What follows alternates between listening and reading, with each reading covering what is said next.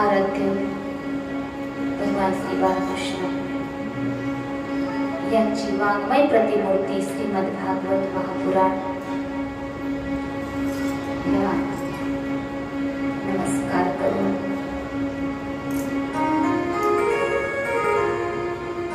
आपले तुमचे आमचे सर्वांचे आराध्य पंढरीश्वर पांडुरंग परमात्मा यांच्या चरणी नमन प्रणाम करतो। माझ्या हृदयस्थी असणारे माझे आद्य गुरु संत श्रीपाद बाबा संत रामदास बाबा यांच्या चरणावर नमन करून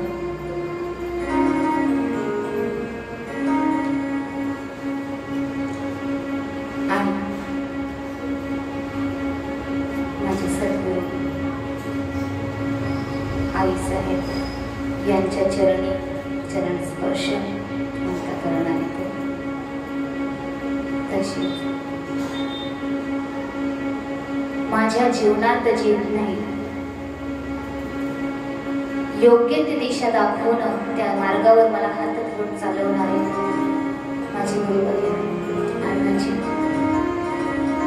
त्यांच्या चरणावर नमन करतो।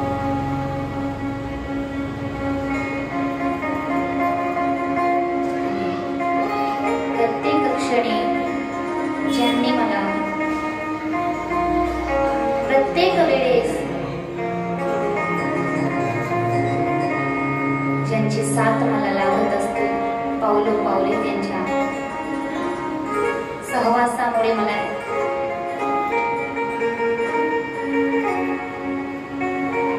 एक प्रेरणा मिळत असते। अशाच माझे त्यांच्या चरणी नमस्कार करते। तसेच या ठिकाणी जे माझे समस्त बंधू भगिनी माता माईबाप तुमच्या सर्वांच्या चरणी नमस्कार करून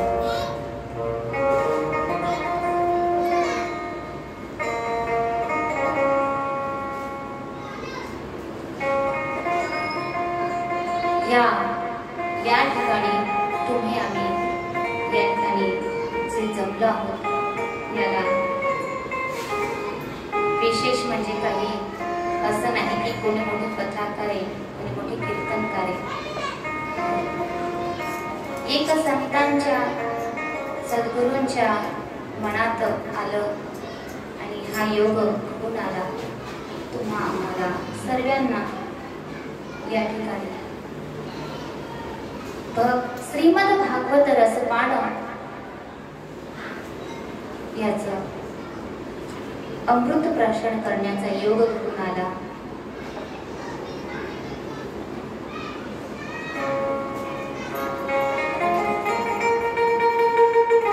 या ठिकाणी या जागेवर बसल्यानंतर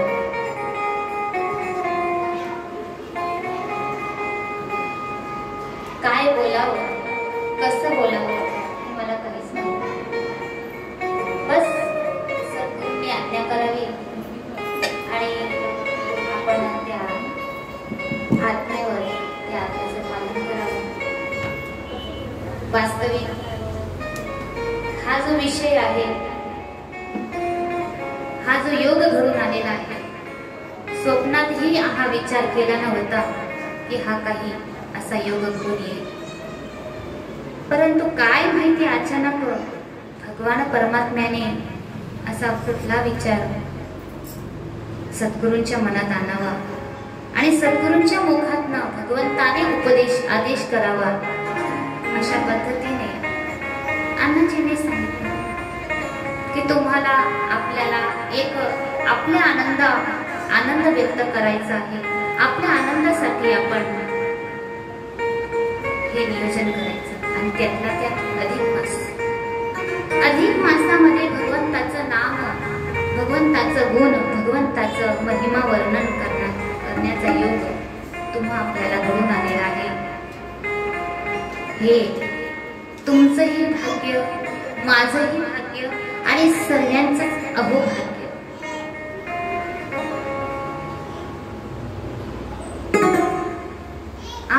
आवडे नाही मी बोलत, सखा कृपावंत वाचा त्याची.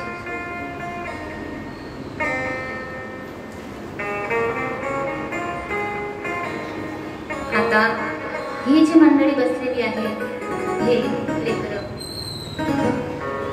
त्यांना कमीत कमी 8 दिवसापासून ते भगवत गंगेमध्ये तो आनंद घेत होते. आता एकच एक तुम्ही एक्सप्रेस गाडीमध्ये प्रवास केला, आता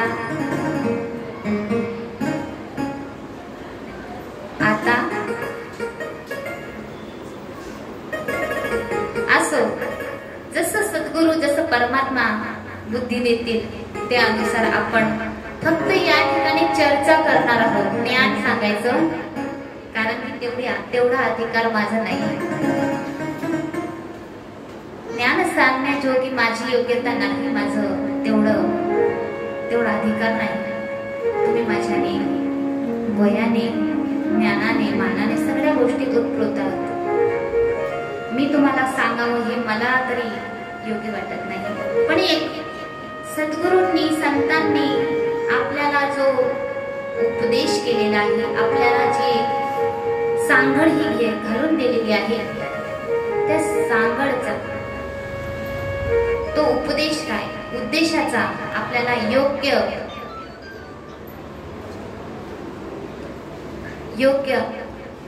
मर्म जाणून घ्यायचा आहे. ही जी भगवती गंगा तुमच्या आमच्यापर्यंत पोहोचलेली आहे ना, तर ही भगवती गंगा हिचं अंतःकरण एवढं विशाल आहे, एवढं प्रेमरस आहे, प्रत्येकाला ते प्रेम देत चालते. श्रीमद भागवत महापुराण हे नुसतं ग्रंथ नाही किंवा एक पुस्तक नाही किंवा काही गोष्टी नाही.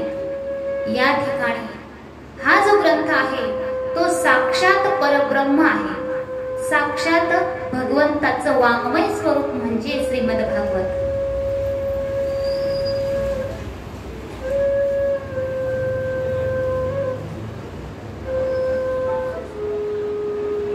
प्रत्येकाच्या मनामध्ये हा विषय असेल, अधिक मास चालू आहे. या अधिक मासामध्ये आपल्याला काय एवढं काय महत्व आहे अधिक मासाचं की आपल्याला एवढं उठाठेव एवढं सगळं करण्याची गरज पडली. याला असं आहे की आपल्याला जरी आपण संसारी जीव आहोत, आपण प्रपंचामध्ये गुरबडलो, पण सद्गुरूंना आठवण असते जीवाची, संतांना आठवण असते. संत काही ना काही मार्ग काढत असतात या जीवाला या संसार भवचक्रातनं काढण्यासाठी. म्हणून त्यांनी काहीतरी निमित्त असावं म्हणून अधिक मासाच्या निमित्तानं. आता हा अधिक मास म्हणजे काय, याचं महत्व असेल अधिक मासाचं काय आहे, तर हा अधिक मास सर्वांना माहित असेल, पण थोडक्यात आपण याचा विस्तार करूया.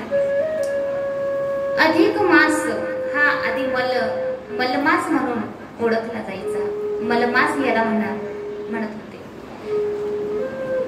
प्रत्येक महिन्यातनं काही दिवस, प्रत्येक वर्षातनं काही दिवस उरून जो एक महिना उरतो, 3 वर्षानंतर एक मास उरतो, त्याला मलमास म्हणतात.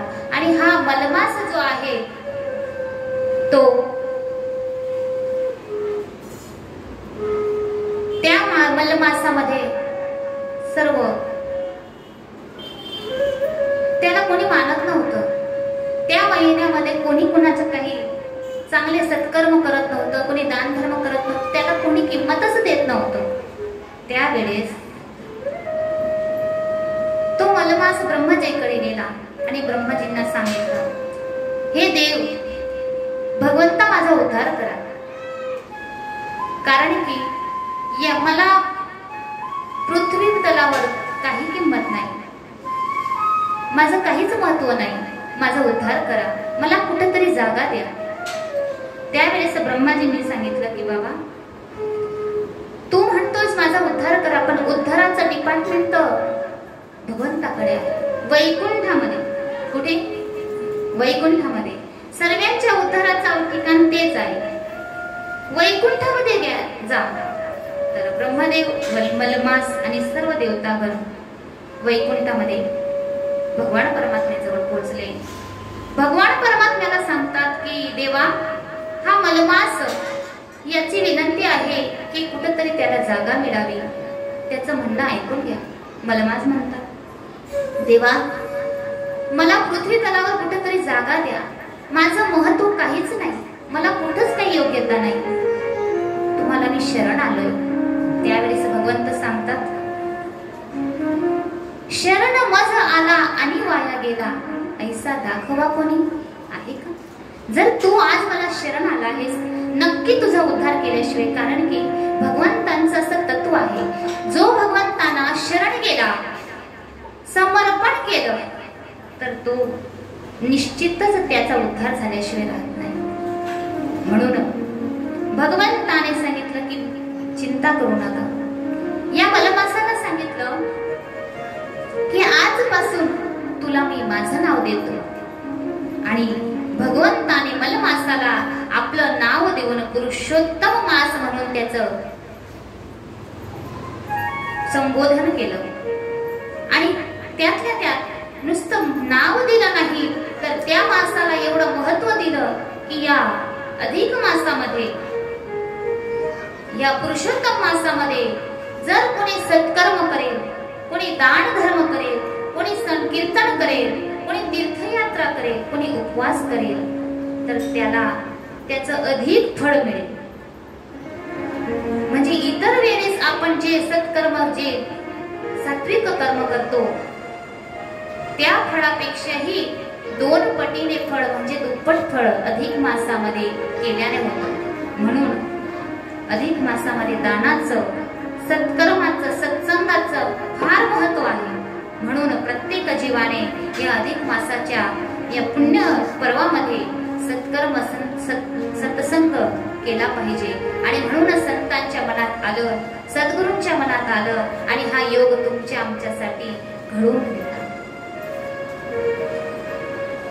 तुम्ही आम्ही खूप भाग्यवान आहोत. भाग्यवान म्हणजे काय? नेमकं भाग्यवान कोणाला म्हणायचं? भाग्यवानचे 4 टप्पे पडतात. भाग्यवान व्यक्तीचे चार पद्धतीचे भाग्यवान सांगितलेले आहे. कसं? पहिला जो आहे त्याला दुर्भाग्यशाली म्हणतात, दुर्भागी म्हणतात. कसं? की त्याला काही वस्तू पाहिजे असेल, त्याला काही वस्तू पाहिजे असेल आणि त्याने भरपूर मेहनत केली, पण तरी त्याला ती वस्तू मिळत नाही, त्याला दुर्भागी म्हणतात. दुसरा जो आहे त्याला भाग्यशाली म्हणतात. तर तो जी वस्तू त्याला प्राप्त करायची आहे त्याच्यासाठी तो भरपूर मेहनत करतो, भरपूर मेहनत करून त्याला ती गोष्ट प्राप्त होते, त्याला ती वस्तू मिळते, त्याला भाग्यशाली म्हणतात. आणि तिसरा जो आहे त्याला मेहनत करावी लागत नाही, फक्त इच्छा प्रगट करतो आणि त्याला ती वस्तू मिळते. मनामध्ये फक्त इच्छा निर्माण करतो की मला ही वस्तू पाहिजे, मला गाडी पाहिजे, लगेच त्याला ती वस्तू मिळते, गाडी मिळते. आणि चौथा जो आहे तो परम भाग्यशाली आहे. त्याला परम भाग्यशाली का म्हणावं? त्याला इच्छाही प्रगट करावी लागत नाही, त्याला मेहनत ही करावी लागत नाही, त्याला न मागता न इच्छा करता सर्व काही. आता उदाहरणार्थ एकाला म्हणतात गाडी घ्यायची, त्याला गाडी घेण्यासाठी खूप कष्ट करावे लागतात, खूप मेहनत करावी लागते आणि मग त्याला गाडी. पण काही जीव असे की जन्माला येण्याच्या अगोदर त्यांच्या दाराशी 10 गाड्या उभ्या असतात, ह्याला परम भाग्यशाली म्हणतात. आणि अशा परम भाग्यशालीच्या जागेवर आज आपण आहोत. आपल्या मनातही नव्हतं, ध्यानातही नव्हतं, योगानं योग सहज ही भगवत रूपी गंगा आपल्यापर्यंत वाहत वाहत चालून आली. म्हणून आपण परम भाग्यशाली आहोत. कारण की श्रीमद भागवत म्हणजे काय? श्रीमद भागवत नुसता ग्रंथ नाही. श्रीमद भागवत 7 दिवसाचे 7 तत्व आहेत. आपण म्हणतो ना श्रीमद भागवत सप्ताह, 7 दिवसामध्ये राजा परीक्षितीला मोक्ष प्राप्ती झाली. आपण ऐकतोय, कथा ऐकतोय, बरेचशे कथा ऐकून झाल्या असतील, बरेचशे ऐकत आहोत, बरेचशे ऐकून राहिलो. राजा परीक्षितीला 7 दिवसात मोक्ष प्राप्त झाला, मोक्षाची प्राप्ती झाली. श्रीमद भागवत नुसता ग्रंथ नाही, तर हे 7 तत्वाचं प्रतीक आहे. 7 तत्व कोणते? पहिलं तत्व सांगितलं आहे श्रीमद भागवत. पहिला दिवस आहे महात्म्य. पहिला दिवस महात्म्य आहे. महात्म्य का? पहिल्या दिवशी महात्म्य का? कारण की ज्या गोष्टीचं महत्व कळत नाही तोपर्यंत त्या वस्तूमध्ये आपलं मन अडकत नाही, प्रेम चढत नाही, प्रेम निर्माण होत नाही. आणि प्रेम निर्माण न झाल्यानं त्याच्याकडे आपले हा जीव ओढला जात नाही. म्हणून पहिल्या दिवशी महात्म्य. दुसऱ्या दिवशी अधिकार. कोण अधिकार आहे? या भागवत श्रीमद भागवताचा अधिकारी कोण? कोण असेल? जो जीव विवेकी आहे, ज्याला भगवत प्राप्तीची इच्छा आहे, तीव्रता आहे, जिज्ञासा आहे, तो जीव या ग्रंथाचा अधिकारी आहे, या कथेचा अधिकारी आहे. म्हणजे तुम्ही आम्ही सगळेच. कोणाला देव नकोय? प्रत्येकाला वाटतं ना तो मला परमात्मा हवाय. म्हणून प्रत्येक जीव अधिकारी आहे. तिथं जेवढे बसले आहेत तेवढे, बाहेर जेवढे असतील तेवढे, प्रत्येक जीव अधिकारी आहे. मनुष्य जीव म्हटला की तो या तत्व, या ग्रंथाचा अधिकारी आहे. तिसरा दिवस संस्कार. तिसऱ्या दिवस संस्कार आहे. संस्कार म्हणजे काय? जो अधिकारी आहे त्याच्यावर संस्कार घडतात. मग संस्कार कुणावर घडायचे? ध्रुव चरित्र, प्रल्हाद चरित्र. कारण की संस्कार लहानपणीच घडवले जातात. ध्रुव चरित्र, प्रल्हाद चरित्र हे आपल्याला संस्कार शिकवतात की संस्कार कसे असावे. चौथा दिवस आहे प्रागट्य. ज्या वेळेस जीवावर संस्कार घडतात त्या ठिकाणी परमात्म्याचं प्रागट्य होतं. ज्या ठिकाणी जीवाला संस्कार घडवले जातात त्या ठिकाणीच परमात्म्याचा वास असतो. म्हणून चौथा दिवस प्रागट्याचा. पाचवा दिवस पालन. आता ज्याचं प्रागट्य झालंय, परमात्म्याचं आगमन झालंय, तर त्याचं पालन पण झालं पाहिजे. मग भगवंताच्या लीला येतात. पाचव्या दिवशी भगवंताची लीला. आणि भगवंताच्या लीला वर्णन करत असताना, त्याचा रस घेत असताना त्याच्यावर एवढी प्रेमाची आसक्ती जडते त्या प्रभूवर. त्या प्रभू प्रेमामध्ये जीव एवढा तल्लीन होतो की त्याच्यामध्ये मन अडकतं. म्हणून 6व्या दिवशी तद्रूपता, चिंतने तद्रूपता. 6व्या दिवशी जीव शिवाचे ऐक्य होतं, म्हणजे रुक्मिणी स्वयंवर. 6व्या दिवशी रुक्मिणी स्वयंवर.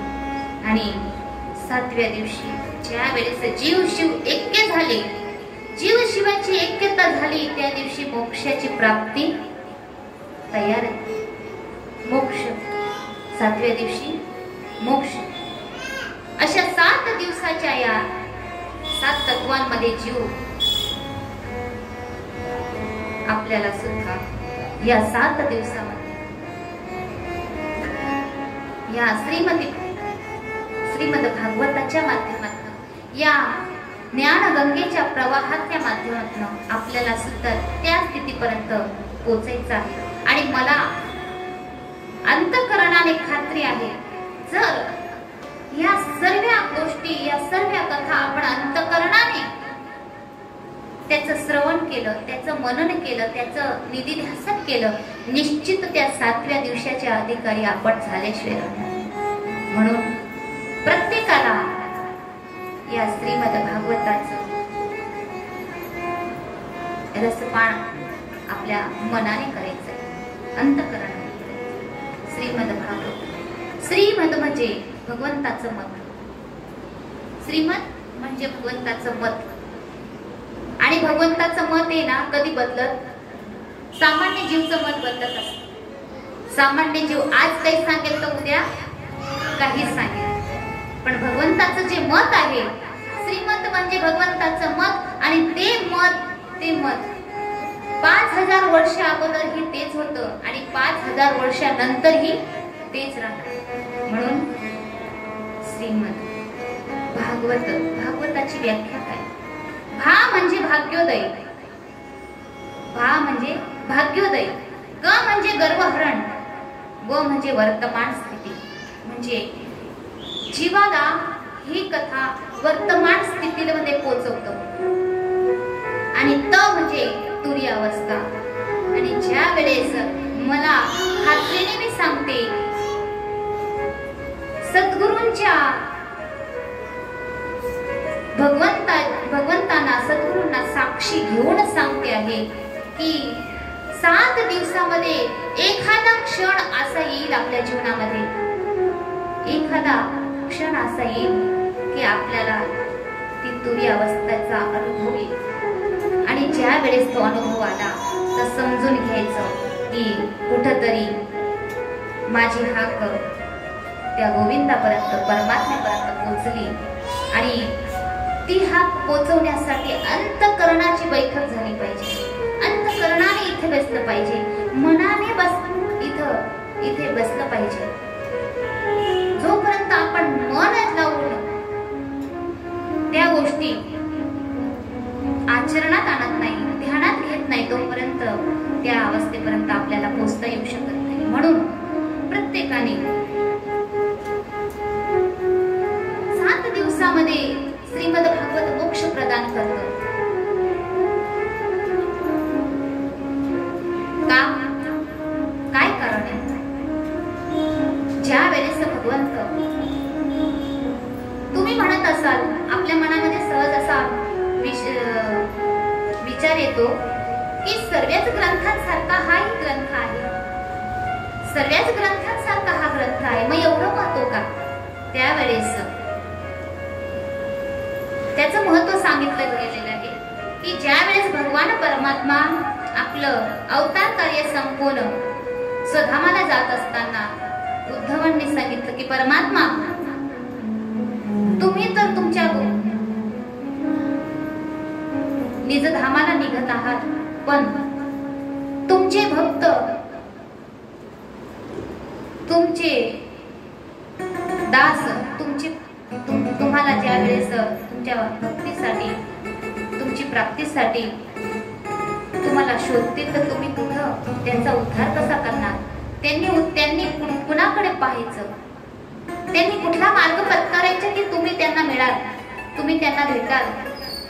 त्यावेळेस भगवंत सांगतात की उद्धवा, मी कुठेही जे लोक मला तर्क दृष्टीने पाहतील, जे लोक मला शरीराने पाहतील, त्या लोकांसाठी मी वैकुंठात आहे. परंतु जे लोक मला तत्वदृष्टीने पाहतील त्यांच्यासाठी मी या श्रीमद भागवतामध्ये प्रविष्ट झालेला आहे.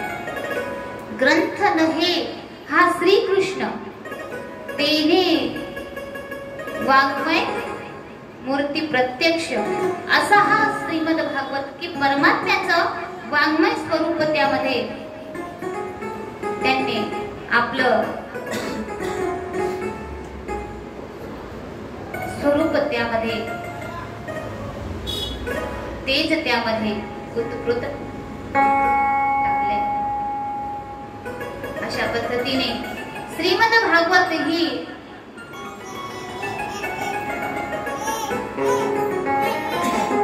या ठिकाणी पहिल्या श्लोकामध्ये भगवंताच्या स्वरूपाचं वर्णन व्यासांनी केलेलं आहे. व्यासजी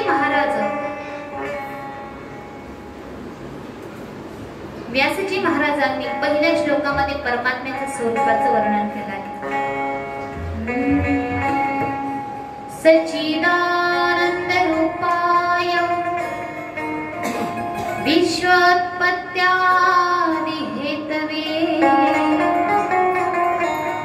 तापत्रय विनाशाय श्रीकृष्णाय वयं नमः। भगवंताचं स्वरूप कसं आहे? भगवंत सच्चिदानंद स्वरूप आहे। सच्चिदानंद स्वरूप म्हणजे काय? सत म्हणजे जे कधी न संपणारं सत्य। सत्य म्हणजे हजारो वर्ष अगोदरही होतं, हजारो वर्ष नंतरही राहणार आहे, त्याचा लय होऊ शकत नाही असं सत्य। आपण म्हणतो ना, जगत हे मिथ्य आणि ब्रह्म एक, आणि तो सत्य परमात्मा आहे। चित्त चित्त म्हणजे चैतन्य, प्रकाश। प्रकाश म्हणजे कोणी दिवा लावलेला आहे तो प्रकाश नाही, जो सूर्याला देखील प्रकाशित करणारा तो प्रकाश भगवंत आहे।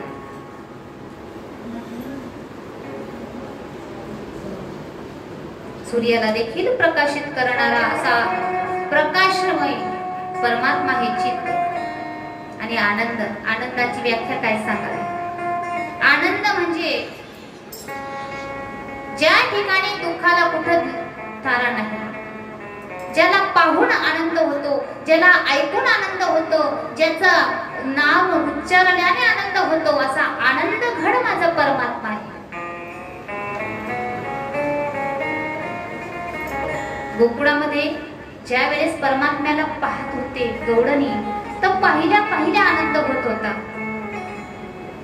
पाहिला पाहिला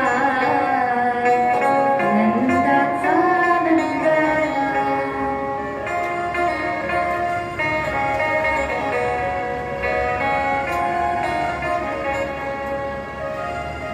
काय तेने आनंदाचा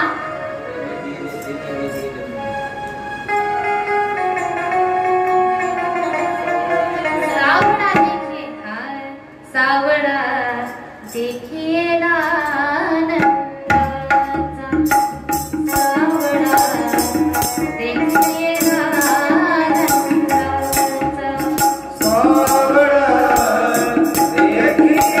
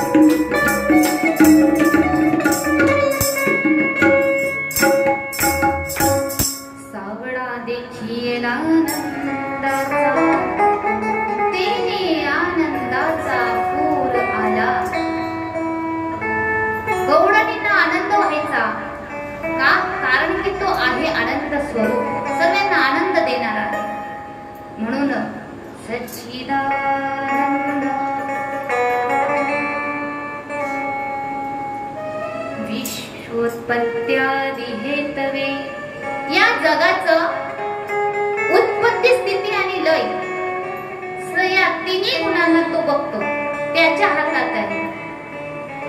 जसं एखादी कुंभार मडकं घडवतो, तेच मडकं तो माती तोडून मडकं घडतो, नाही त्याला आवडलं ते मडकं तो मोडून टाकतात.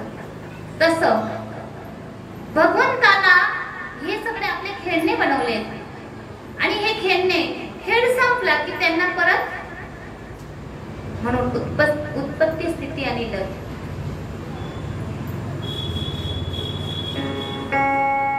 तापत्रय विनाशाय,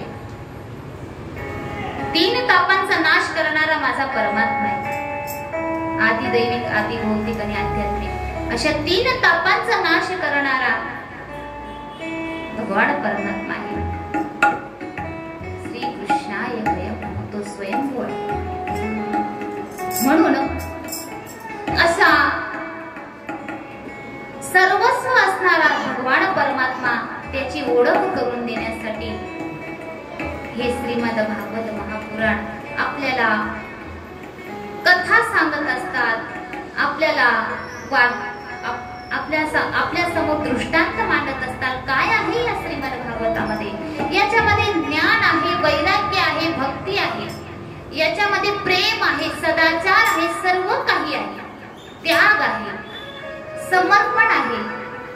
सर्व गोष्टी श्रीमद भागवतामध्ये प्रदान केले जातात. कारण की माझा परमात्मा या विश्वामध्ये ओतप्रोत भरलेला आहे. त्याच्या सत्तेशिवाय झाडाचं पान हालत नाही, असा तो परमात्मा आहे. कुठं कुठं आहे, कुठं कुठं नाही. आपण असं तर्क वितर्क लावत बसतो तर कधी देव भेटणार आहे? तर्क वितर्कामध्ये मन जर भटकलं तर परमात्म्यापासून जीव लांब जात असतो. म्हणून तो परमात्मा विश्वव्यापक आहे. कसा आहे तो परमात्मा? हे जगदाता विश्वविधाता, हे सुख शांती निकेतन है.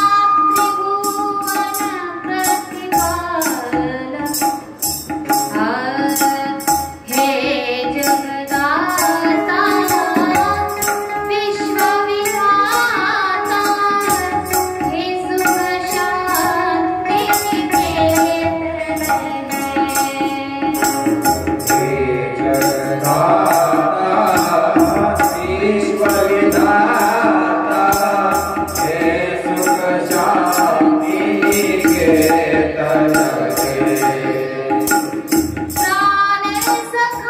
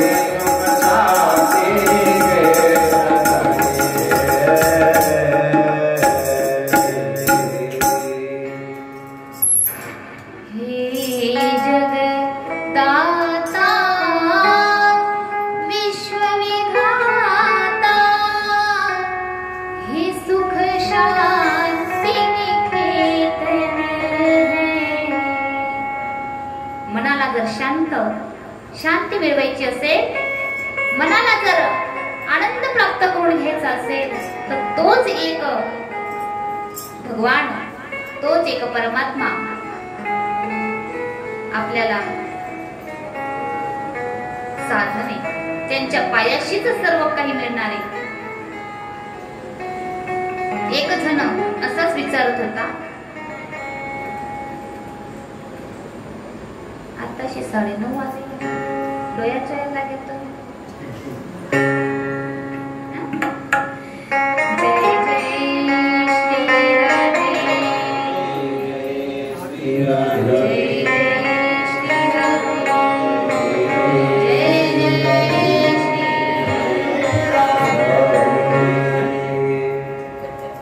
हे ना जागेवर येण्यासाठी होतं, कुठंतरी मंदिराच्या बाहेर पडत होतं, पण आलं जागेवर है ना. त्याच्यासाठी हे गरजेचं आहे, मधून मधून करत आहे, मधून मधून करावं लागणार आहे, नाहीतर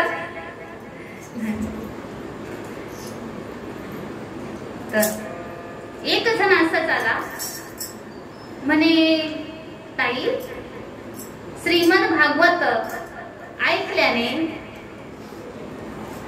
श्रीमद भागवत ऐकून जीवन बदलतं का?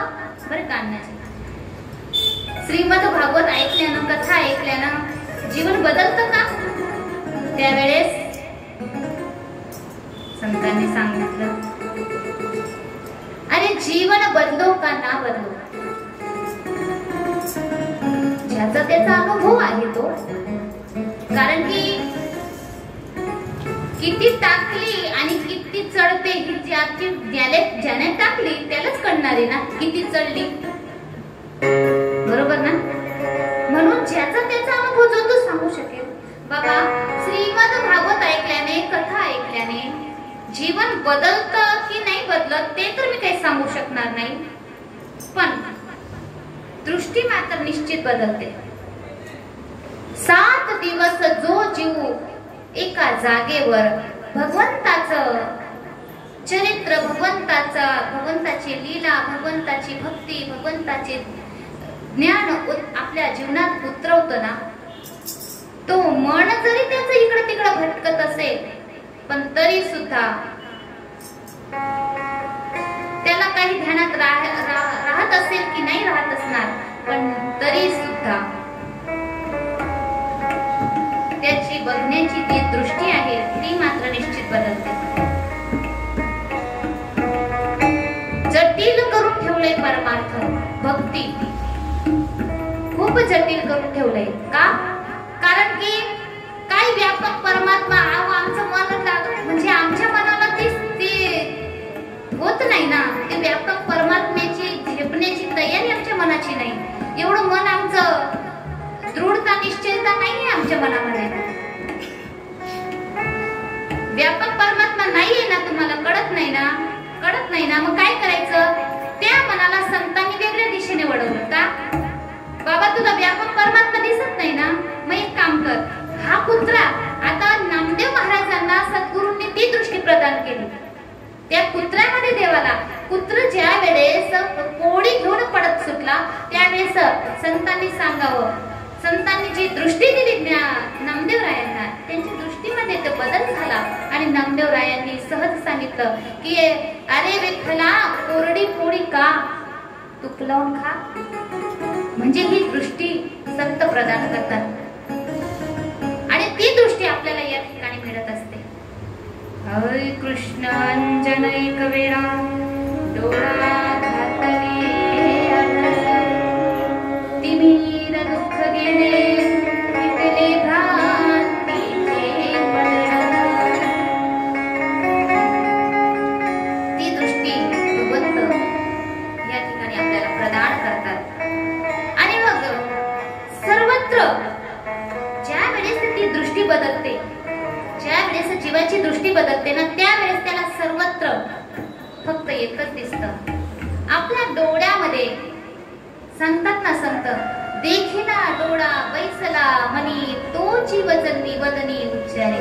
डोळ्यामध्ये जो बसला की एकदाचा बसला की त्याला सर्वस्व तेच दिसतं, फक्त डोळ्यामध्ये बसवण्याची गरज आहे. एका राजाला रोग झालेला होता. एका राजाला रोग झालेला होता आणि बरेच प्रयत्न केले, बरेच इलाज केले, पण तरी काही रोग बरा होत नाही का. वैद्याने सांगितलं की हे राजन, तुमचा जो रोग आहे ना ते मला माहिती आहे, मला त्याची औषधी माहिती आहे. मग एक काम करा, तुमचा रोग बरा होण्यासाठी तुम्ही काय करा, फक्त निळं बघा, सर्वत्र निळं बघा. काय सांगितलं? निळं बघा. फक्त एकच टाईमचं लक्ष आहे माझ्याकडे.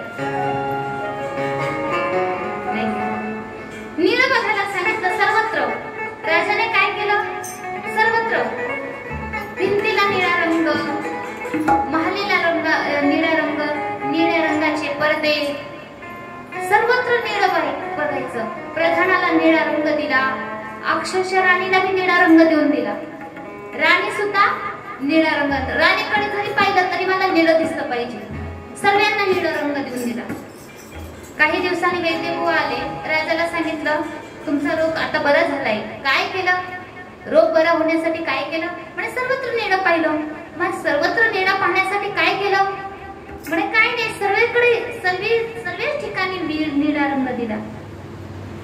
त्यावेळेस ते वैद्य सांगतात, अरे भल्या माणसा, सर्वत्र निळा रंग देण्याऐवजी डोळ्यावर निळा रंगाचा चष्मा घातला असता तरी झालं असतं की सर्वत्र निळं दिसलं असतं.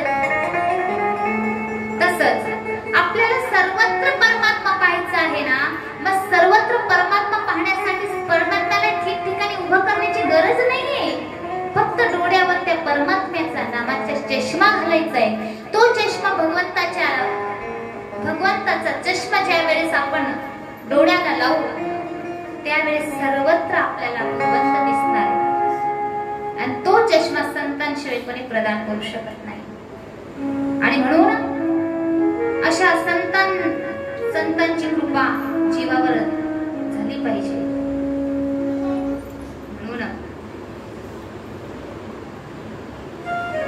जीवनामध्ये जर आपलं भाग्य उदयाला आलं ना तर जीवनात संतांची प्राप्ती होते. हे सत्संग सहज घडतंय असं वाटतंय का तुम्हाला? नाही, सहज सत्संग घडू शकत नाही. कितीतरी जन्माची पुण्य केली असेल, कितीतरी जन्माचं पुण्य साठवलं असतं, त्यावेळेस सत्संगाचा लाभ होतो, संत संगतीचा लाभ होतो. कारण की सांगितलंय भाग्याने संतांची प्राप्ती होते, संतांची संगती होते. भाग्य देयं बहु जन्म समर्जितेन सत्संगमं च लभते पुरुषेदावहि.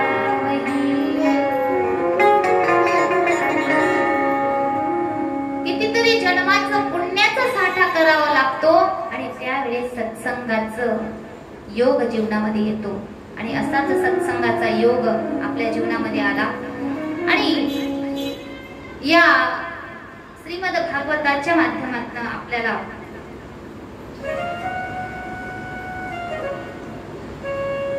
तो सत्संग घडणार आहे. आपला विषय चालू होता की ही कथा आपल्याला ती दृष्टी प्रदान करते. जीवन बदलो अगर ना बदलो, जीवन बदलो अगर ना बदलो, पण दृष्टी मात्र निश्चित बदलते. परिस्थिती बदलो अगर ना बदलो, पण मनस्थिती, आणि ज्याची मनस्थिती बदलली मग तिथं प्रश्नच उरत नाही, दुःखाला थाराच नाही. फक्त मनस्थिती बदलली पाहिजे. कारण की मनाला सगळा खेळ चालू आहे, मनापुढे सगळा खेळ चालू आहे ना. कारण की दुःखाला कारणीभूती मनाची आणि सुखाला कारणीभूती मनच. सोपं आहे ना. बघा, एक कुलूप असतं, कुलूपाला एकच चावी असते, ती कुलूपाची चावी बंद फिरवली की बंद होतं आणि फिरवली की उघडतं. एकच चावी दोन्ही काम करत असतं, कुलूप उघडणं सुद्धा आणि बंद करणं सुद्धा. बरोबर ना? मग तसं मन आहे ना, मनच आपल्याला दुःखाला कारणीभूत आहे, मनच आपल्याला सुखाला देखील. मन एव आणि मुक्ती. मनच कारण बंधनाला आहे आणि मनच कारण आहे मुक्तीला.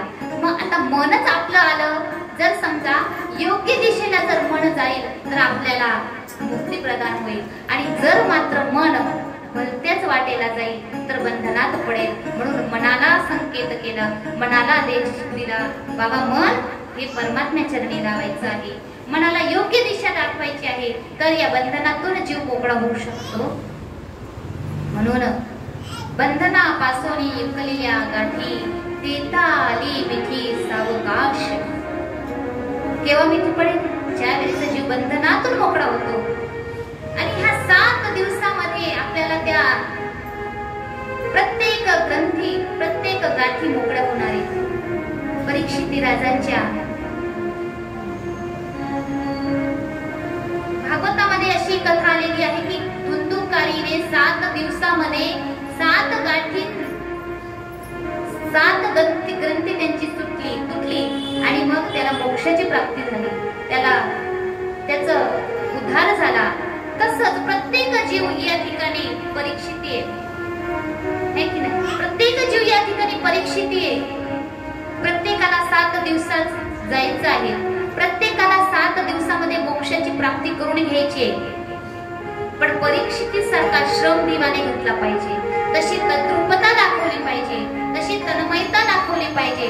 तर निश्चितच आज देखील परीक्षितीसारखा प्रत्येक जीवाचा उद्धार झाल्याशिवाय राहणार नाही. 7 ग्रंथी सुटण्यासाठी हे 7 दिवसाचा सप्ताह असतो. म्हणून एक कथांमधून एक पहिल्या दिवशी महात्म्य येतं आणि महात्म्याची कथा आपण आता श्रवण करणार आहोत. कारण की संतांशिवाय आपल्याला त्या गोष्टी कळणार नाहीत. असंच नेमिष अरण्य, 7 अरण्यापैकी एक नेमिष अरण्य, ज्या नेमिष अरण्यामध्ये ब्रह्मदेवाच्या रथाचं चाक थांबलं. असं नेमिष अरण्यामध्ये 88,000 ऋषींचं समुदाय जमलेला होता. समुदाय जमलेला आहे आणि त्या 88,000 ऋषींपैकी 88,000 ऋषींची समुदायामध्ये मोठा यज्ञ त्या ठिकाणी चालू होता. आणि त्या सभेमध्ये त्या सर्व ऋषींमध्ये अचानक शौनक सूतजी महाराजांचं आगमन झालं. मला सूतजी महाराज, त्या शौनकादी ऋषींच्या सभेमध्ये ज्या वेळेस सूतजींचं आगमन झालं तर सर्व ऋषी उठून उभे राहिले. आणि उठून उभे राहिल्यानंतर सूतजींचं आदर केला, सत्कार केला, पूजा केली. कारण की नेम आहे, जर कोण वयानं मोठा आहे, लहान आहे, परंतु संतांच्या दृष्टीमध्ये परंपरा आहे की कोणी जर विशेष अधिकारी पुरुष आला तर तो वयाने जरी लहान असला तरी सुद्धा त्याचा आदर केला पाहिजे. ही आपली संस्कृती आहे, संतांचं तत्व आहे. तर त्या ऋषींनी सूतजींचं यथासांग पूजा विधी केली आणि पूजा करून त्यांना आसनावर बसवलं. आणि आसनावर बसवून सांगितलं की महाराज, आज आमचं भाग्य उजवलं, आज आमच्या भाग्याने तुमचं दर्शन आम्हाला झालं. काय आमच्या भगवंताने आम्हाला कृपा केली. कारण की भगवंताची कृपा झाल्याशिवाय संत जीवनात येत नाही. म्हणून सांगतात ना, बिनु हरी कृपा मिळत नाही संता, बिनु हरी कृपा मिळत नाही संता.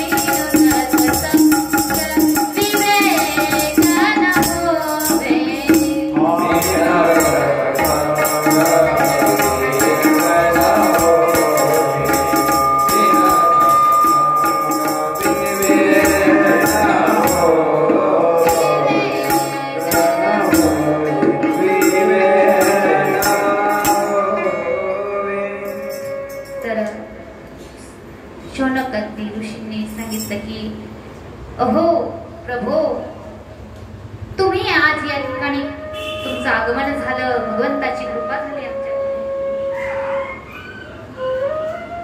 तुम्ही आमच्या या ठिकाणी आलात, आमच्या मनाचं समाधान करा.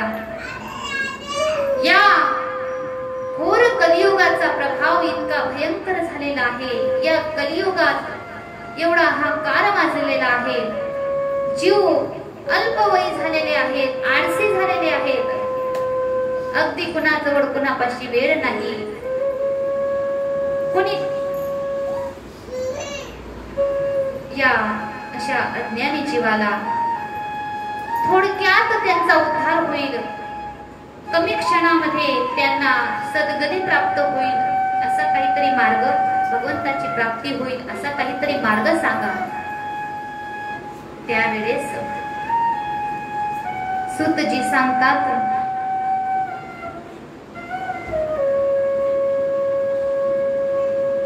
सूतजी म्हणतात की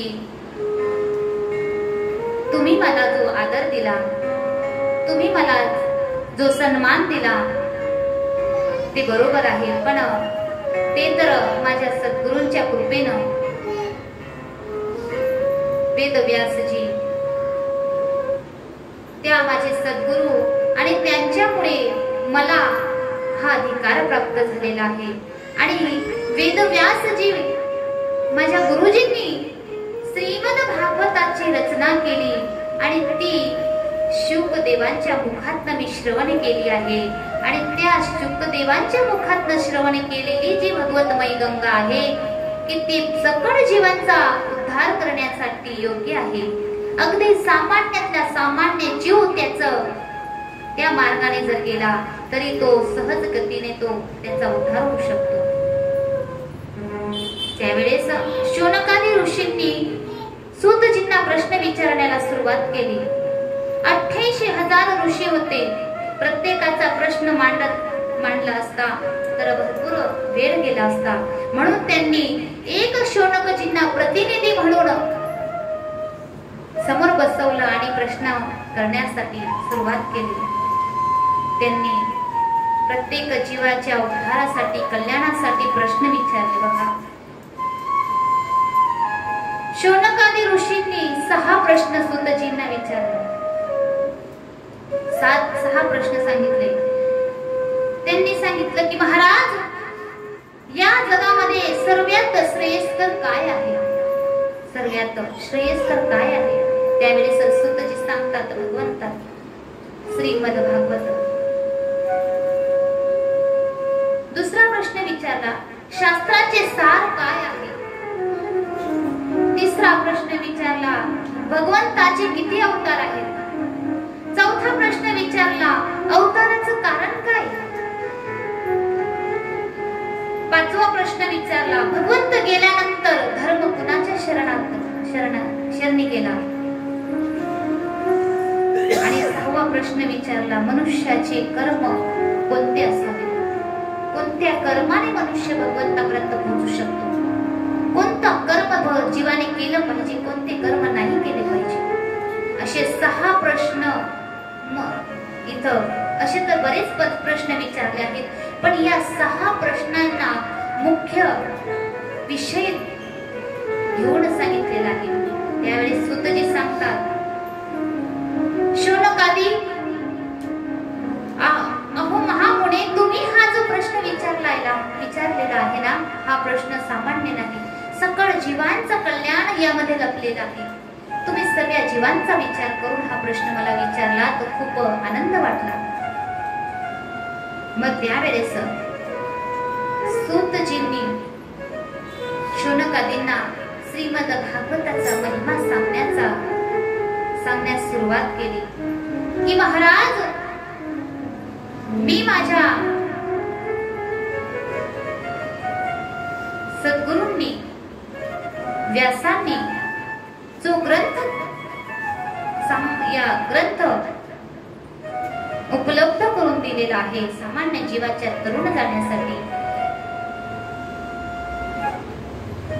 त्या श्रीमद भागवताच्या माध्यमातून देवर्षी नारदजींनी ती कथा, ते भागवत श्रवण ज्ञान वैराग्य आणि भक्तीसाठी ज्या वेळेस केली तर त्यांचा उद्धार झाला, त्यांचं कल्याण झालं. त्यावेळेस सूतजी म्हणतात, सोनकजी म्हणतात सूतजींना की महाराज, ही अशी कुठली कथा आहे की नारदजींनी भक्तीसाठी सांगितली केली. त्यावेळेस ती कथा या ठिकाणी महात्म्यामध्ये आलेली आहे की नारद महर्षी ज्या वेळेस पृथ्वी भ्रमण करत होते त्यावेळेस नारद महर्षींना सनकादिक ऋषी यांची भेट झाली. सनकादी ऋषींनी नारद महर्षींना पाहिल्यानंतर विचार केला की आपल्याला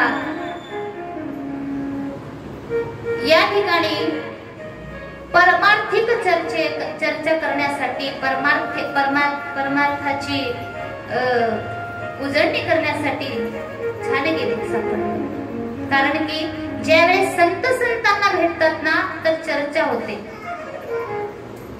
संवाद होतो, आणि जीव जीवाला भेटतो ना तेव्हा वाद होतो. काय संवादामध्ये आणि वादामध्ये खूप अंतर आहे. संतांमध्ये जो सत्संग घडतो त्याला संवाद म्हणतात, आणि संवाद ज्या ठिकाणी संवाद असतो त्या ठिकाणी भगवत प्रेमाचा बहार येतो. तसं नारद महर्षींना ज्या वेळेस सनकादी ऋषी भेटले, सनकादिक ऋषींनी नारदांची भेट झाली. नारद महर्षी, तुम्ही एवढे चिंतातुर का आहात? नारद महर्षी, तुम्ही तर सतत परमात्म्याच्या ध्यानात असतात, चिंतनात असतात, त्या भगवंताच्या नामाचं गुणगान गातात, तुम्ही सदा आनंदित राहणारे व्यक्ती, तुम्ही आज असे चेहरा पाडून का बरं फिरत आहात? काय झालंय? कुठलं कष्ट आहे? काय चिंता आहे? तुम्ही चिंतन करत असताना, चिंता ज्या मनुष्याचं चिंतन असताना चालू त्याला चिंता दिसत नाही त्याच्या तोंडावर, पण ज्या वेळेस चिंता असते ना ते लगेच तोंडावर, लगेच मुखावर प्रगट होते. तर नारद महर्षी चिंतातूर दिसल्यामुळे सनकादी ऋषींनी विचारलं, काय झालं महात्मा? त्यावेळेस नारदजींनी त्यांना सांगितलं की महाराज, या पृथ्वीवर उत्तम असा, या पृथ्वी तलावर उत्तम ग्रह समजून मी या पृथ्वी तलावर भ्रमण करायला आलो. फिरत फिरत मी बरेचसे तीर्थयात्रा केले, परंतु सर्वीकडे मला या कलीचा कलह दिसायला लागला. लोक एक दुसऱ्यांशी वेर करायला लागले, एकमेकाशी भांडण करत आहेत, कुणी अपशब्द वापरत आहेत, कुणी कुणाशी चांगलं बोलत नाही. दारू मदिरा मांस भक्षण करणारे लोक दिसले. आपल्या धर्माचा व्यवस्थित आचरण करत नाही असं माझ्या दृष्टीला पडलं. मला खूप दुःख झालं. मग विचार केला की चला आलोच आहे तर आता वृंदावनाचं दर्शन करावं, की ज्या ठिकाणी माझ्या भगवंताचे लीला झालेला आहे त्या भूमीचं दर्शन घ्यावं. मी वृंदावनामध्ये आलो. वृंदावनामध्ये मला एक विचित्र दृश्य दिसलं. काय दिसलं असं तुम्हाला? त्यावेळेस नारद महर्षी सांगतात, वृंदावनामध्ये मी एका स्त्रीला पाहिलं. एवढी सुंदर स्त्री होती आणि त्या सुंदर स्त्रीच्या दोन्ही बाजूला वृद्ध पुरुष झोपलेले होते आणि ती स्त्री आपल्या डोळ्यात अश्रू ढाळत होती आणि बऱ्याचशा सुंदर स्त्रिया तिची सांत्वना करत होते, तिला समजवत होते, तिचे अश्रू पुसत होते, तिचे घाम पुसत होते, तिची सेवा करत होते. मी ते दृश्य पाहिल्यावर मला थोडं अचंबित वाटलं, काय झालं असेल? त्यावेळेस नारदजी त्या ठिकाणी गेले आणि नारद महाराज सांगतात, मी त्या ठिकाणी गेल्यानंतर ते स्त्रीने मला सांगितलं की हे संत क्षणमतिष्ठन्ति, थांबा, क्षणात एक क्षण थांबा, माझं दुःखाचं निवारण करा. त्यावेळेस मी तिला विचारलं की हे देवी, तू कोण आहेस? हे दोन वृद्ध पुरुष कोण आहेत आणि तुझी अशी अवस्था का झालेली आहे? त्यावेळेस ती स्त्रीने सांगितलं की महाराज, हे माझे दोन पुत्र आहेत, ज्ञान आणि वैराग्य, आणि मी भक्ती आहे. मी भक्ती आहे. हे दोन माझे वृद्ध पुरुष आहे, ज्ञान आणि वैराग्य. आणि ह्या ज्या सुंदर सुंदर स्त्रिया दिसत आहेत ना, या सर्व नद्या आहेत. या माझ्या सेवेसाठी या ठिकाणी उपस्थित झालेले आहेत, माझी सेवा करत आहेत. परंतु मला खूप दुःख माझ्या जीवनामध्ये दडलेलं आहे, माझ्या हृदयामध्ये खूप दुःख झालेलं आहे. का? कारण की आई सुंदर तरुण आणि मुलं मात्र वृद्ध. व्हायला तर असं पाहिजे की दोन्ही मुलं तरुण पाहिजे, मुलं तरुण पाहिजे, आई वृद्ध पाहिजे. पण या ठिकाणी उलट आहे, माझे दोन्ही मुलं वृद्ध झालेले आहेत. अगदी जर्जर अवस्थेत त्यांना पाहून मला दुःख होतंय, माझी पीडा असह्य होते. यांना दुःखातून मी काढण्याचा प्रयत्न करते, पण हे काही केलं या अवस्थेतून बाहेर निघत नाही. म्हणजे देवी काय झालं? त्यावेळेस नारदजी म्हणतात की भगवंताचं चिंतन करा, भगवान परमात्मा दयाघन आहे, सर्व काही व्यवस्थित करतील. त्यावेळेस भक्तिराणी सांगते की महाराज, तेवढं तुम्ही करते, परंतु या दोन माझे वृद्ध पुरुष यांना जोपर्यंत चैतन्य निर्माण होत नाही तोपर्यंत मला आनंद होऊ शकत नाही. आईचं अंतःकरण तर आईचं अंतःकरण असतं. त्यावेळेस त्या स्त्रीने, त्या भक्तीने नारदांना आपलं दुःख व्यक्त केलं. काहीतरी करा, तुम्ही संत आहात, मायबाप आहात. संत कधीच कुणाला असं दुःखात पाहू शकत नाही. तुम्ही माझं दुःखाचं समाधान करा, मला या दुःखातून काढा देव. आणि संत हे दयाघन असतात, शांतीचे सागर, दयाचे सागर असतात. म्हणून नारद महर्षी सांगतात की देवी, चिंता करू नका. तुमची अशी अवस्था केव्हा झाली, कशी झाली, मला सविस्तर सांगा. त्यावेळेस भक्ती सांगतात, भक्ती मातांनी सांगितलं की मी द्रविड देशामध्ये माझा जन्म झाला. द्रविड देशामध्ये मी जन्माला आली आणि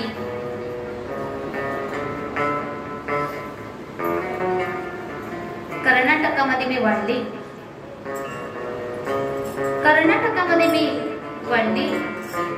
महाराष्ट्रामध्ये काही ठिकाणी मी सन्मानित झाली.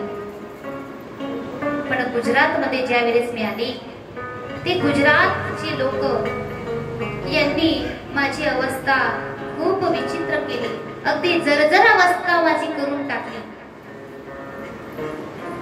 आणि मी माझं तारुण्य सर्व गुजरातमध्ये संपलं. गुजरातमध्ये मी माझी दोघी मुलं हे वृद्धावस्थेमध्ये आलो. आणि म्हणून गुजरातमध्ये न थांबता मी वृंदावनामध्ये आले. वृंदावनामध्ये आल्यानंतर मला तर मी तर युवती झाली, तारुण्य मला प्राप्त झालं. पण माझी हे दोन पुत्र आहेत ना, ते मात्र यांची अवस्था बदलत नाही. बघा, ज्ञान आणि वैराग्य. लोकांना भक्ती करावीशी वाटते, भक्ती करतायत, भक्ती सहज करून घेतायत. भक्ती करायला तर सर्वच तयार आहेत. कोण जीव असाय भक्ती करत नाही? प्रत्येक जीव भक्ती करते ना. कारण की भक्ती करण्याच्या मागे दोन होते लोकांचे. कोणी काहीतरी अपेक्षेने भक्ती करताय आणि कोणी काहीतरी भीतीने भक्ती करताय. भक्ती दोन प्रकाराने करते जीव. एक तर भीतीने करताय, एक तर अपेक्षेने करताय, है ना. भीती कोणती? मला नरक तर प्राप्त होणार नाही ना, मी नरकात तर जाणार नाही ना. या भीतीने भक्तीकडे वळलाय. आणि काही ना, मला भरपूर काही पाहिजे, भक्ती केली करणार, अशा अपेक्षेने मला स्वर्गाची प्राप्ती व्हावी म्हणून भक्ती करणार. म्हणून भक्तीच्या या चांगला आणि वाईट या हेतूने भक्ती करण्याला प्रवृत्त झालेले, परंतु ज्ञान आणि वैराग्याचं कोणीच मात्र या ठिकाणी गिराईक नाही. ज्ञान वैराग्य कुणालाच नको का? बघा ना, आता सहज कीर्तनामध्ये असो, कथेमध्ये असो किंवा सहज बैठकीत असो, ज्ञानाच्या वैराग्याच्या गोष्टी सांगितल्या की अशा त्या कुंभकर्णाची अर्धांगिनी येऊन पटकन डोक्यावर बसते ना. कुणाच्या डोक्यावर बसली, कुणाच्या डोक्यावर बसते ना. ज्ञान वैराग्याच्या गोष्टी सांगितल्या की लगेच निद्रादेवी प्रसन्न होते की नाही. म्हणून ज्ञान वैराग्याला कोणी गिराईक नाही. मग नारद महर्षी सांगतात की बघा, यत्र ती घोर कलियुग, खूप कलियुगाचा प्रभाव वाढलेला आहे आणि म्हणून लोक एवढे आळसी झालेले आहेत, एवढे मंद बुद्धीचे झालेले आहेत, एवढे अज्ञानी झालेले आहेत की त्यांना ज्ञान वैराग्याची किंमत कळत नाही. ज्ञान वैराग्याची किंमत कळत नाही. तुम्ही चिंता करू नका, त्यांचं काहीतरी मी उपाय करते, त्यांच्यासाठी मी काहीतरी प्रयत्न करतो. त्यावेळेस नारद महर्षींनी ज्ञान वैराग्यांना चैतन्य प्राप्त होण्यासाठी बरेचसे प्रयत्न केले. त्या ठिकाणी वेद मंत्रांचा उच्चार केला, भरपूर गीताचे पाठ त्यांच्या कानाजवळ गायले. पण ज्ञान वैराग्य हे मूर्छित अवस्थेनं उठायचे, परत अजून पडून राहायचे.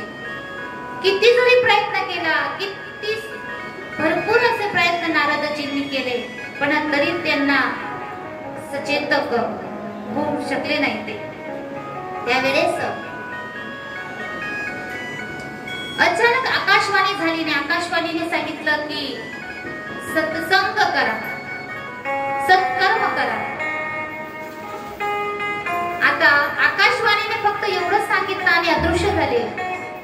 त्यावेळेस नारद महर्षी म्हणतात, विचारात पडले, काय असं सत्कर्म करू, काय असं करू, कुठलं सत्कर्म करू की या मूर्छित अवस्थेतून मी बाहेर यांना काढू शकेल, काय करू. त्यावेळेस नारदजी विचार करतात, इथं बसून चालणार नाही, साधन शोधलं पाहिजे, कुठलं सत्कर्म शोधलं पाहिजे. यांना या अवस्थेतून बाहेर काढायचंय, कुठल्या तरी या साधन असेलच. ज्या अर्थी आकाशवाणी झाली ते सत्कर्म कुठं तरी असेलच. त्या नारद महर्षींनी ते सत्कर्माच्या शोधात निघाले आणि फिरता फिरता फिरता ते बद्रिकाश्रमात आले आणि त्या ठिकाणी सनकादिक मुनी त्यांची भेट झाली आणि तो सर्व वृत्तांत सनकादिक मुनींना नारदजींनी सांगितला. त्यावेळेस सनकादिक ऋषींनी नारदांना सांगितलं की महाराज, चिंता करू नका, तुम्ही जो सत्कर्म सांगितलेला आहे तो म्हणजे श्रीमद भागवताचं नियोजन करा. बरं, सर्व ठरलं. आता श्रीमद भागवताचं नियोजन करण्याचं ठरवलं. मग का हो, तुम्ही वृंदावनात येणार का? म्हणे नाही, आम्ही वृंदावनात येणार नाही. मग त्यांना इथं आणायचं का? नाही. मग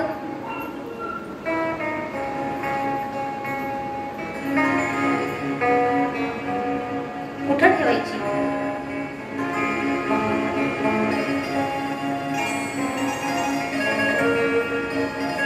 त्यावेळेस गंगाच्या किनारी कथेचं आयोजन करण्यात आलं.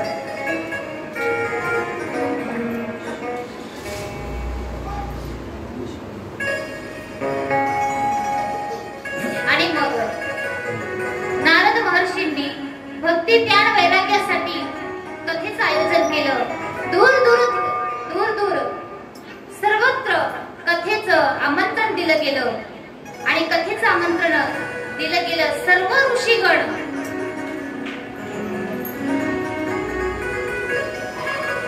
त्या ठिकाणी आले आणि त्या ठिकाणी कथेचं आयोजन सुंदर झालं. मुख्य यजमान नारदजी झाले आणि कथेचं वाचन करण्यासाठी सनकादी मुनींना आसनस्थ बसवलं आणि सनकादी मुनींना आसनावर बसवून नारदजी एका आसनावर बसले आणि सनकादी मुनींनी कथा करण्याला सुरुवात केली. कथा करण्यासाठी सुरुवातच केली. भगवंताच्या नामाचा जयघोषच केला. भगवंताच्या नामाचा जयघोष केला. कथेचं महात्म्य सांगत होते. महात्म्य सांगत असताना त्या ठिकाणी अचानक ते महात्म्य सांगत असताना भगवंताचं स्वरूप वर्णन करत असताना अचानक त्या ठिकाणी दोन पुरुष एक स्त्री त्या सभेत आले आणि सभेत आल्यानंतर अचानक त्यांचे त्या ठिकाणी आगमन झालं आणि आगमन झाल्यानंतर त्या भक्ती महाराणी त्या ठिकाणी नवयुवती झाली आणि त्यांचे ज्ञान वैराग्य हे मुलं यांना चैतन्य प्राप्त झालं. ते पुनर असे सुंदर रूपवान तेजस्वी त्यांना रूप प्रदान झालं आणि त्या ठिकाणी जेवढे ऋषी मुनी बसलेले होते त्यांनी त्यांना ओळखलं नाही, पण नारदजींनी त्यांची भेट झालेली होती म्हणून नारदजींनी त्यांना ओळखलं. त्या ठिकाणी ओळखलं आणि नारद महर्षी भक्ती महाराणीला सांगतात की देवी तुम्ही या ठिकाणी अचानक कसे प्रकट झालात, कसे तुम्ही या ठिकाणी तुमचं आगमन झालं. त्यावेळेस भक्ती महाराणी सांगतात की या ठिकाणी सत्संगामध्ये फक्त भगवंताचा नामाचा जयघोष झाला की या ठिकाणी भक्ती लगेच प्रकट होते. आताच माझं मात्र या ग्रंथातून प्राकट्य झालेलं आहे. म्हणून भक्ती आनंदाने त्या ठिकाणी नाचू लागली. श्री कृष्ण गोविंद हरे मुरारी हे नाथ नारायण वासुदेव.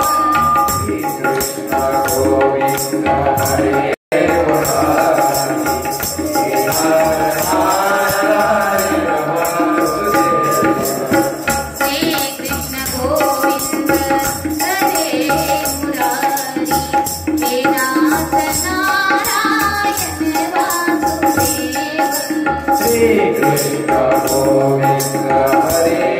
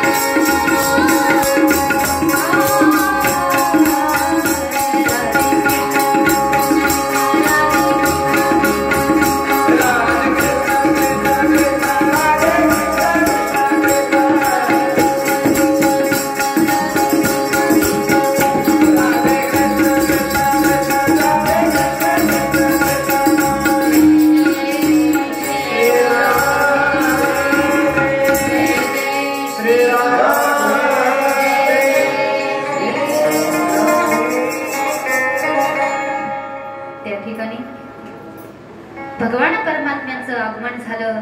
भगवान परमात्मा समस्त भक्तांसोबत त्या हरिद्वारामध्ये ज्या ठिकाणी कथा चालू होती त्या ठिकाणी भक्ती राणी उपस्थित झाल्या आणि भक्ती राणी ज्ञान वैराग्यांसोबत त्या ठिकाणी त्यांचं दुःख दूर झालं, त्यांना नवं चैतन्य प्राप्त झालं. आणि त्यावेळेस भगवान परमात्मा त्या ठिकाणी सांगतायत, काही मागायचं असेल मागा, मी आज खूप आनंदित आहे. मग त्यावेळेस भक्तांनी फक्त एकच मागितलं, संतांनी एकच मागितलं की हे परमात्मा, ज्या ज्या वेळेस ज्या ज्या ठिकाणी कथा चालू राहणार, ज्या ज्या ठिकाणी तुमच्या नामाचा जयघोष होईल, त्या त्या ठिकाणी तुम्ही समस्त भक्तांना आपलं दर्शन अवश्य द्यावं. तथाच तो म्हटलं आणि भगवान परमात्मा सर्वांना दर्शन देऊन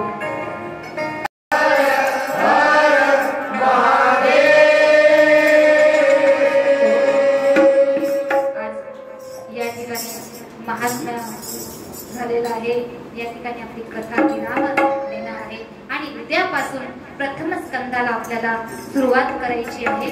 म्हणून उद्याचा दिवस एक जणांनी परत 2 जणांना घेऊन यायचं. म्हणून आता आरती होईल आणि प्रत्येकाला हा आनंद आपल्याला बघा. आज पहिला दिवस होता, पण मला खात्री आहे दिवशी दिवस आपला आनंद वाढणार आहे.